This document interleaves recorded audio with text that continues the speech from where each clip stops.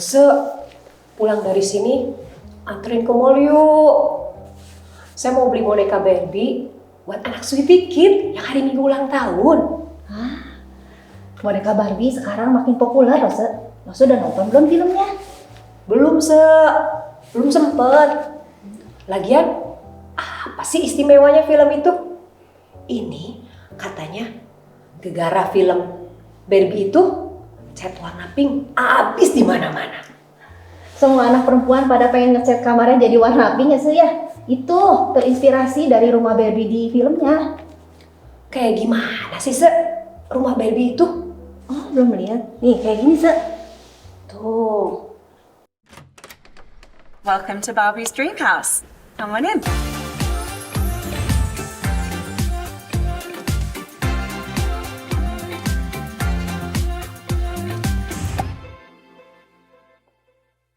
This is my breakfast table and my kitchen. We're in the living room right now. Here's a fun little bar and the slide that goes from the bedroom down into the pool. Not super practical, but nothing is for Barbie. It's just fun and gorgeous, and it's see-through, so we can see each other. All the Barbies in their own Barbie dream houses wake up in the morning and they can wave at each other. Astaga, itu rumah beneran, Se? Persis rumah boneka Barbie ya?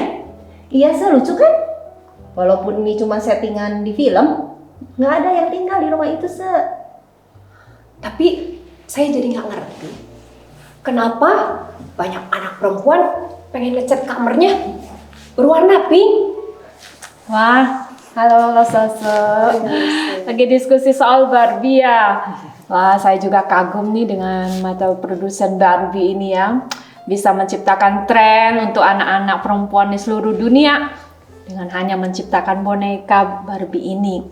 Wah, Barbie ini ternyata waktu saya cari tahu dari kapan sih adanya? Ternyata dari 1959. Wah, dibuat oleh seorang ibu bernama Ruth juga. Waduh ya, kalau lihat silsilah ceritanya berarti boneka ini udah dari zaman dulu ada ya, nggak lengkang oleh waktu. Luar biasa sekali. Mereka nyadar kalau semua orang tua pada dasarnya ingin memanjakan anak-anaknya. Makanya film Barbie ini bisa sukses. Ya, orang tua pasti melakukan apa aja untuk anak-anak milik mereka ya, Rose. Ya, memang kita seringkali melihat hal seperti itu. Harusnya sih orang tua juga menyadari ya, anak-anak sebenarnya adalah diberikan oleh Tuhan. Jadi anak-anak itu milik Tuhan. Anak-anak adalah pemberian Allah ya. Kita boleh lihat di dalam Mazmur 127 ayat 3 ya.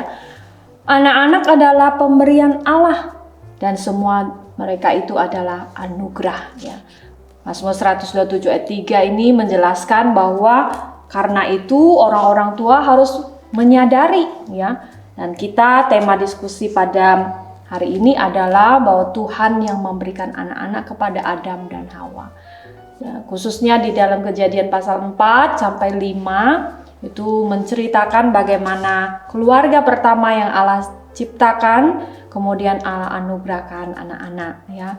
Tuhan memberikan anak menjadi sebenarnya bukan hanya milik keluarga itu, tetapi menjadi milik Tuhan juga gitu. Tadi Lose bilang anak-anak milik Tuhan.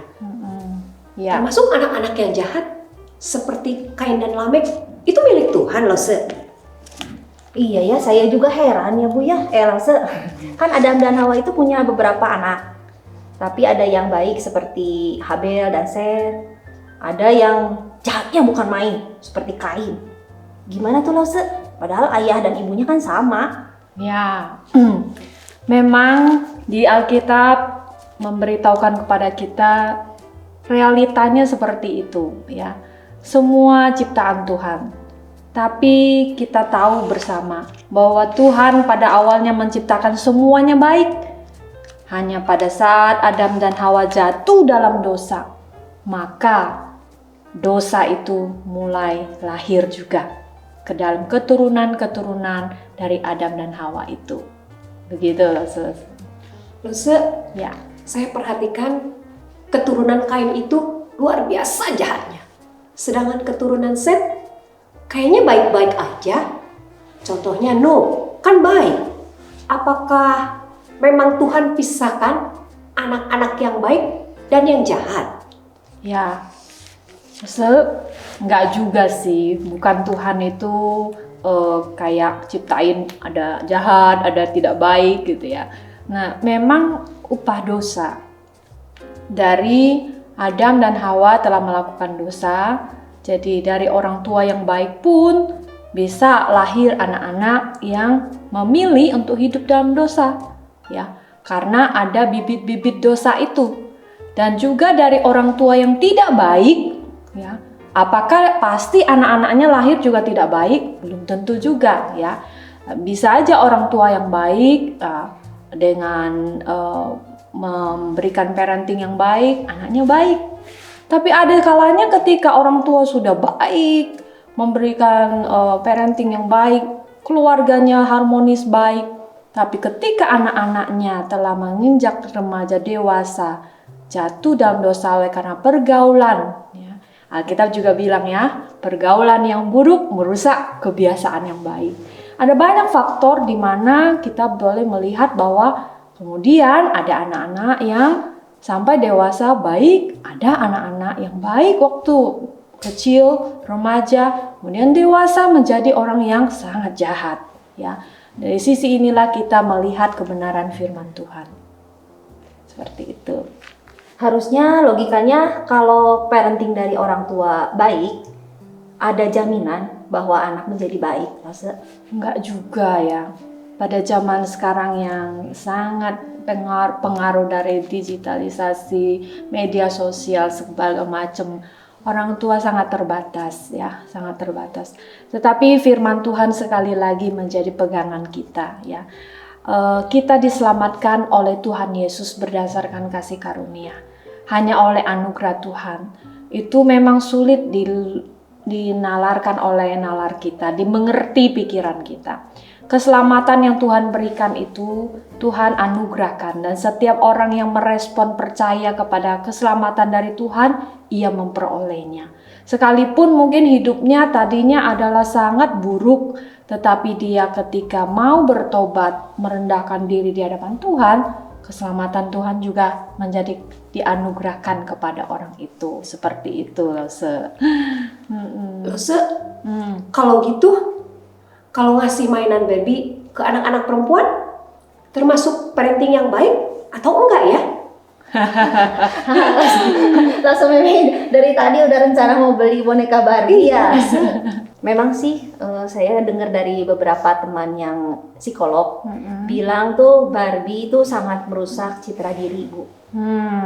Terutama anak-anak perempuan. Ya. Mereka jadi merasa jelek kalau merasa kegendutan atau rambutnya nggak pirang, ya, dan lain-lain, banyak contohnya. Padahal proporsi badan Barbie sendiri menurut saya sih tidak masuk akal ya, Bu ya. Nggak ada orang yang normal yang punya proporsi badan seperti itu.